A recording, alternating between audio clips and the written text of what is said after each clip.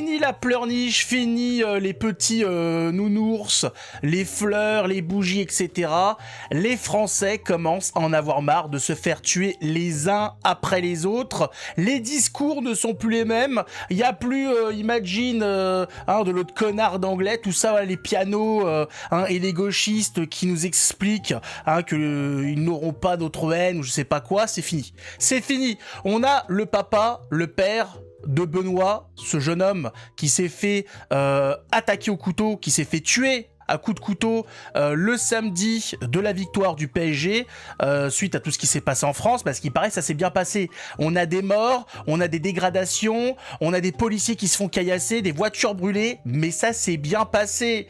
Nous sommes dans ce niveau de crapulerie. Aujourd'hui en France, une journée où il y a des morts, où il y a des dégradations, des émeutiers, des attaques en tout genre et compagnie, c'est une journée plus ou moins tranquille, une journée paisible. Alors ça pourrait être mieux, mais ça pourrait être pire. On nous a dit franchement ça aurait pu être pire, donc ça va.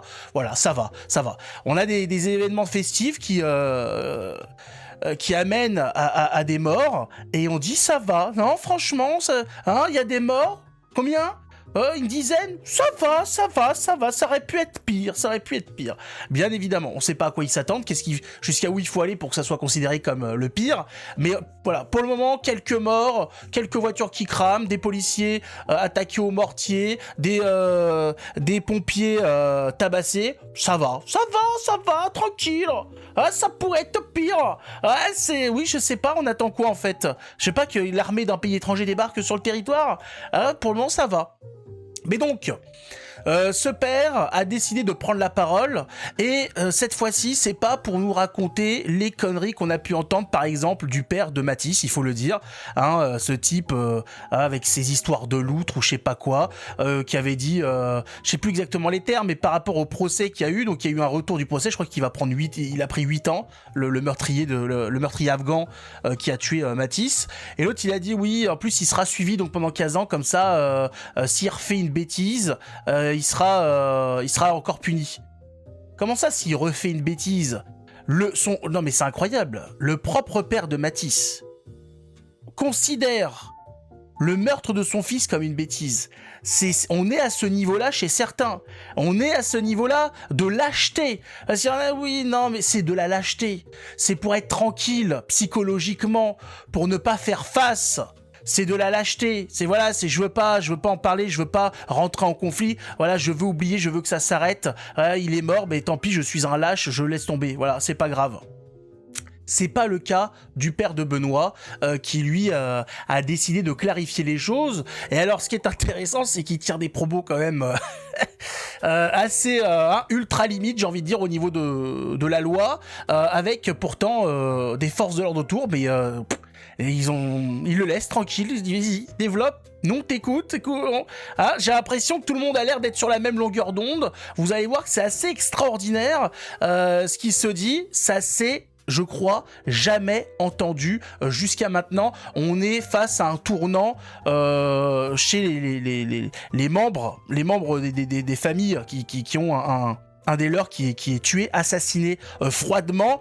On commence à voir ces gens-là s'énerver un petit peu, s'agacer de la situation et oser poser les termes. Là, ce père pose ses couilles sur l'Élysée, sur le Matignon, sur la gueule de Macron, et le met en face de ses responsabilités. Indirectement, il le mentionne pas, mais par rapport à ce qu'il va expliquer, voilà, clairement, il fout la gueule de Macron dans le cul de Brigitte, et puis Brigitte dans le cul de Macron, et puis comme ça fait une roue, on peut s'amuser. Voilà, il y va, et sans compter les propos qu'il a à l'encontre de ses agresseurs, de ces gens comme vous et moi, on sait à peu près de qui on parle. Vous allez voir que voilà, il ne mâche pas ses mots, il a décidé de parler sans filtre. Voilà, là c'est open bar, il a dit c'est bon, j'ai perdu mon fils, j'ai tout perdu, vous m'avez tué de l'intérieur, je vais dire ce que j'ai à dire, vous êtes content, pas content, vous pouvez vous faire enculer de long en large, avec une clé anglaise, tu prends une poutre de 14, tu prends ce que tu veux, mais tu vas te faire enculer profond, tu vas voir.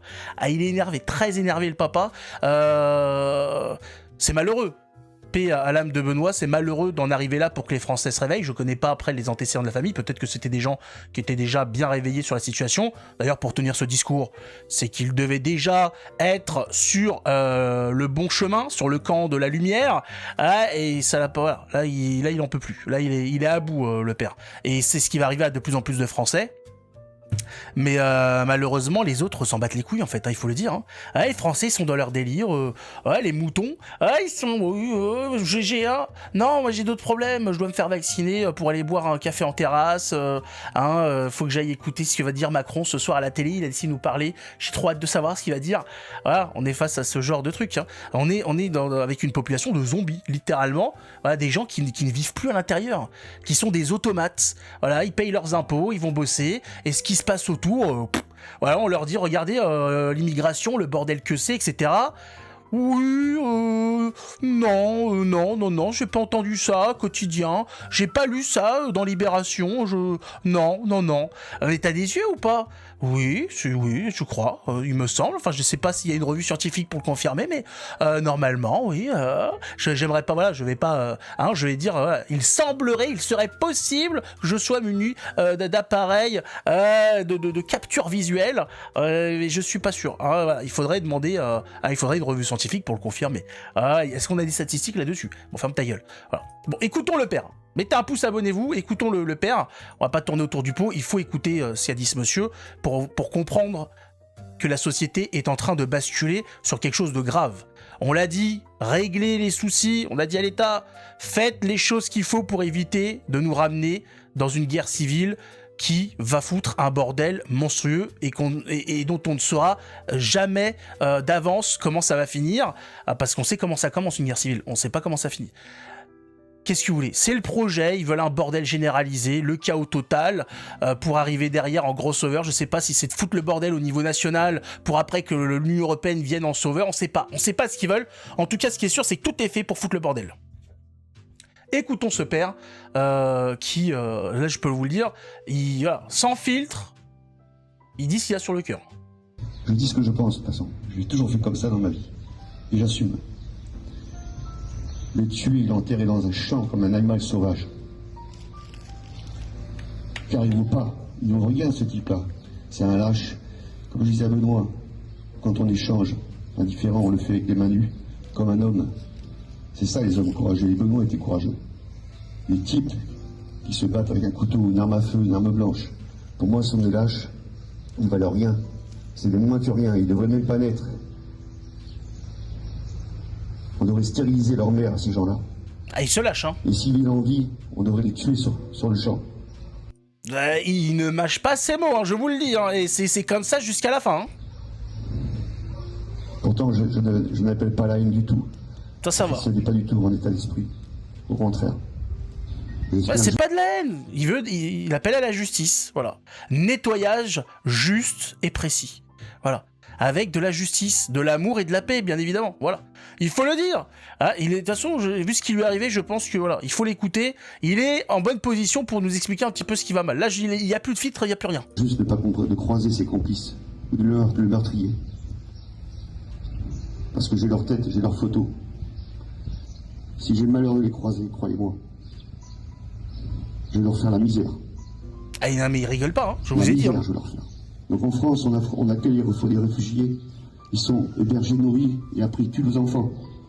Voilà. C'est la France d'aujourd'hui. oubliez le pas d'amalgame, pas de stigmatisation. Le gars, c'est bon. Il a dit, j'ai plus rien à perdre. Moi, je dis ce que je vois, je dis ce qu'on voit tous, ce qu'on sait tous. Je me lâche, j'en ai plus rien à foutre. Voilà, content, pas content, allez vous faire papaouter. Asseyez-vous sur un feu tricolore, j'en ai plus rien à foutre. Voilà, allez vous allonger sur un piège à ours, ça vous fera du bien. J'espère qu'elle changera un jour. On espère tous. Il faut que ça s'arrête. S'arrête. Aujourd'hui, il allait avoir 18 ans et se réjouissait de fêter ses 18 ans aujourd'hui avec ses copains. Il a fallu qu'une racaille de merde lui enlever la vie. Eh oui. Voilà jusqu'à où ça va. Là, le vivre ensemble, la société que chérissent nos amis de gauche, cette société multiculturelle et surtout multiconflictuelle qui qui ramène à la mort. C'est ce qui se passe dans toutes les sociétés où on a décidé, je ne sais, on sait pas vraiment pourquoi, on va dire, de foutre comme ça des peuples complètement différents les uns sur les autres, et qui, malgré le fait que ça ne fonctionne pas, persiste. Parce qu'actuellement, Macron et toute la clique, Édouard Philippe et tout, qui nous annonce, lui qui veut se présenter pour 2027, que l'immigration faudra compter là-dessus. Que ça vous plaise ou pas, l'immigration, on y va. On y va. Et alors, autant vous le dire, aucun groupe politique actuellement en France ne veut arrêter l'immigration, ne veut mettre en place de rémigration. Je rappelle qu'il y a eu un scandale au RN parce que des députés du RN avaient voté des lois pour faire venir des étrangers et ensuite les régulariser dans certains secteurs de métiers, comme pour ce qui est de ramasser le raisin, etc. Ça avait créé un petit scandale à l'époque, parce qu'on s'est dit, mais même vous faites ce genre de choses. D'ailleurs, ils avaient déstabilisé Bardella là-dessus, qui n'était pas vraiment au courant de ça, et c'est pour ça, c'est un bordel pas possible. Il n'y a pas d'échappatoire politique, en fait. Là, il dit... Il souhaite que ça s'arrête le plus tôt possible, mais je sais pas quand est-ce que ça va s'arrêter, parce que il n'y a pas de débouché politique pour que ça s'arrête, pour que ça se calme. Donc, là, grosso modo, à part si les Français prennent les choses en main, on n'est pas prêt de s'en sortir. Est-ce que en 2027, il y aura une échappatoire? Est-ce que d'ici là, un candidat sorti nulle part va débarquer? On ne sait pas exactement. Est-ce que les jeux sont pipés? Il y en a qui disent les élections sont truquées, qui citent... par exemple Coluche, sur le fait que si la démocratie, si le vote ça marchait, ça fait bien longtemps que ça aurait été supprimé. On sait pas bien comment tout ça fonctionne. On voit quand même quelques pays européens qui s'en sortent. On a vu la Pologne, voilà, qui a bien voté. La Roumanie, bon, ils se sont fait niquer. On a vu qu'il y avait eu des magouilles dans cette affaire. Donc c'est pour ça, on sait pas du tout comment ça va se passer. Ce qui est sûr, c'est qu'on arrive au bout de quelque chose et qu'il va avoir un tournant. On arrive à un carrefour et ce carrefour va être décisif sur l'avenir de la France. On est un peu dans ce carrefour qui a été vu plein de fois dans l'histoire, pour l'Empire romain, etc. Par exemple avec les 1, la con, là. Pas les 1, le chiffre, avec, comment il s'appelait, là, Attila. Avec Attila, etc. Si Attila, il s'était pas mangé une branlée, c'est toute l'histoire de l'Europe qui aurait changé. Il y a des choses qui se sont passées, il y a eu des carrefours dans l'histoire qui font changer l'intégralité de la civilisation, qui font qu'après, c'est complètement différent ensuite. Qu'on prend, voilà, un chemin qui va définir la suite. Et là, actuellement, on arrive à ce carrefour. On y arrive. Et je vous cache pas, d'ailleurs, on le sait à peu près tous, qu'il y a un chemin quand même qui a l'air plus agréable que l'autre. Voilà. À part si vous êtes un ami, enfin un amoureux des babouches, de la piste de chameau, de chamel, de chamel et de toutes ces choses un petit peu bizarres, des mariages de petites filles de 6 ans, tout ça, je suis pas sûr, voilà. Je suis pas sûr qu'on soit intéressé. Il va falloir que les choses se passent le mieux possible pour éviter tous les tracas de situations très graves. Mais malheureusement, vous avez bien vu que le gouvernement... fallait pas compter là-dessus, il a même tendance à pousser un petit peu là-dedans. On rappelle d'ailleurs que l'Union européenne finance l'islamisation de la France avec des associations pour faire un islam blanc, un islam européen. Voilà, c'est marrant quand même. Ces mêmes gens qui ont cassé les couilles avec le christianisme, qui sont allés jusqu'à, pendant la Révolution et après, à déporter des prêtres, des sœurs et compagnie, aujourd'hui font des balles, déroulent le tapis rouge à l'islam.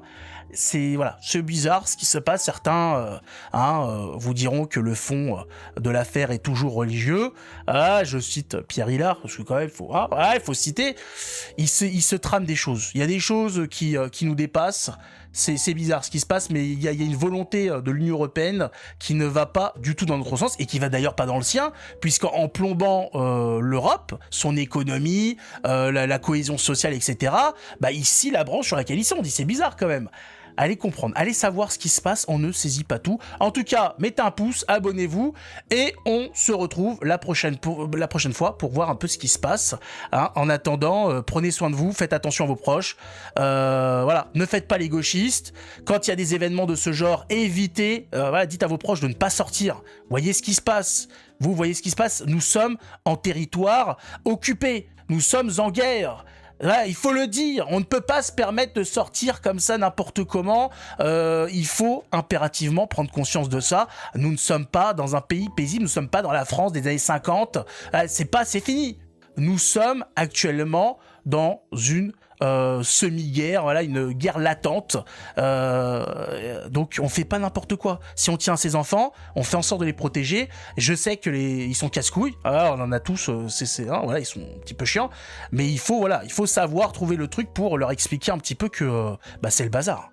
Vous avez vu, personne n'a envie de se retrouver dans la situation de ce père, de se retrouver avec son enfant mort, tué, assassiné. Personne n'a envie de vivre ça. En tout cas, on se retrouve la prochaine fois. Prenez soin de vous et prenez soin de vos proches. Très important.